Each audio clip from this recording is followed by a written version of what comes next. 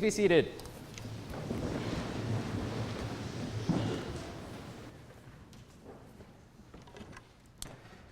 "3 weeks from now, I will be harvesting my crops. Imagine where you will be, and it will be so. Hold the line, stay with me. If you find yourself alone, riding in the green fields with the sun on your face, do not be troubled, for you are in Elysium and you are already dead.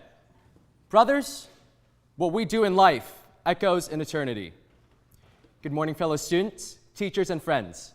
These famous words were taken from the movie Gladiator.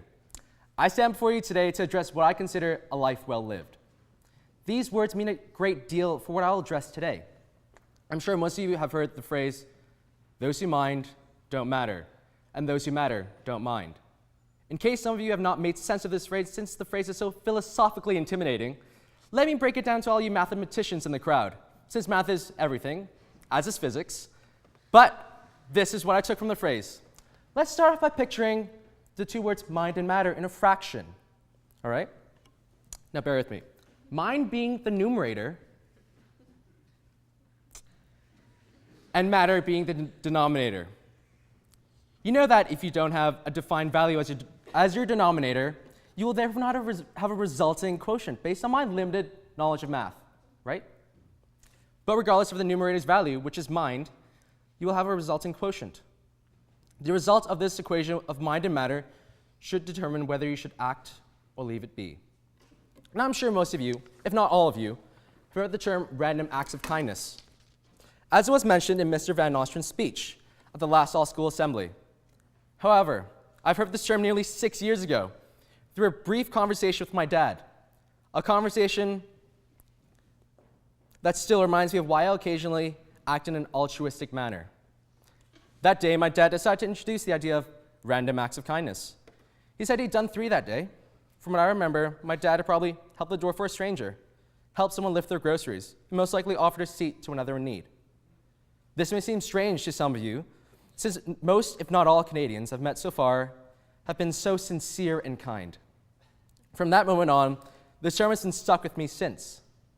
As Ted Nugent once said, "Do you want to feel good or do you want to do good?" Now, when I do mention random acts of kindness, most people commit these acts because not only are you able to help others, but you are also helping yourself feel good based on rational self-interest. And since it matters to us, we therefore shouldn't mind the judgment of others. Now, when I think about mind over matter, I could truly see this theme resonating with Pole's House. Pole's House has been seen as a house hungering for their name on that house cup, since it's been taken away from the opposition for many years. Not many, just a few. Even though that may be true in the previous years, Pole's House has truly been bringing their A game. This year, a great portion of Pole's members understand that the house cup is what matters, and we are a house that doesn't care for what others may think over the previous years of failure to attain the house cup. But we keep trying because we know the house cup matters to us. Even though some people may care about what others may think about them, I mean, that's cool. And you might have a lot of confidence, but remember to keep in mind what matters. Even in my early years of childhood, I would be able to keep in mind what mattered to me the most. As a child, it could be said I was sort of a troublemaker and a foolish one that made repeated trips to the hospital for one reason or another. To say the least, my parents were not pleased. But looking back at these events in my childhood, I see these events filling up a glass of life experiences half full rather than half empty. Of all these events in my childhood, one particularly reminds me of how mischievous of a child I can be. In the first grade, I'd gone to school with my sister. Avoiding her is near impossible, being the annoying pest that she was. But being the cheeky child that I was, I decided when both my sister and I had returned home, I wanted a slight trim of hair. Now, bear with me. Surprisingly, I'd asked my sister to give me a slight trim on the backside of my head. Not the best idea. This slight trim ended up in 3 blotches of hair missing. Eventually, my parents found out and questioned how this bizarre style of hair had appeared. I clearly had not done it myself. Instead of blaming my sister, I told one big lie.